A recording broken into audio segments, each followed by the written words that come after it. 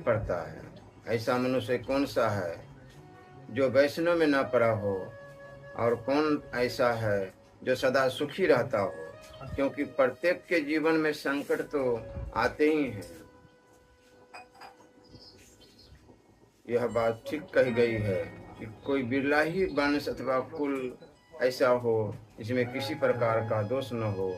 इसी तरह सभी व्यक्ति कभी न कभी किसी रोग से पीड़ित होते हैं, जो मनुष्य किसी बुरी लत में पड़ जाता है अथवा जिससे बुरे बुरे काम करने की आदत पड़ जाती है, उससे भी दुख उठाने पड़ते हैं।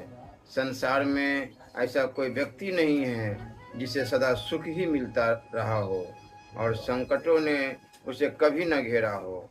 अर्थात कोई मनुष्य पूर्ण नहीं, कोई न कोई दुख सभी को लगा ही हुआ है। मनुष्य के व्यवहार से उसके कुल का ज्ञान होता है। मनुष्य की बोलचाल से इस बात का पता चलता है कि वह कहाँ का रहने वाला है। वह जिस प्रकार का मान सम्मान किसी को देता है, उससे उसका प्रेम प्रकट होता है, और उसके शरीर को देखकर उसके भोजन की मात्रा का अनुमान लगाया जा सकता है। मनुष्य जिस प्रकार का व्यवहार करता है, उससे उसके कुल का ज्ञान भली प्रकार हो जाता है। इसी प्रकार मनुष्य की भाषा और बोलचाल से उसके देश प्रदेश अथवा रहने का स्थान का पता चलता है। मनुष्य जिस प्रकार का किसी के प्रति आदर प्रकट करता है, उससे यह स्पष्ट हो जाता है कि उसका स्वभाव कैसा है। इसी प्रकार उसके शरीर की बनावट देखकर उसके खाने की मात्रा का अनुमान होता है। बनावट और उसका व्यवहार किसी भी मनुष्य के मन की स्थिति को पूरी तरह से बता देता है, लेकिन इसके लिए अनुभव होना जरूरी है।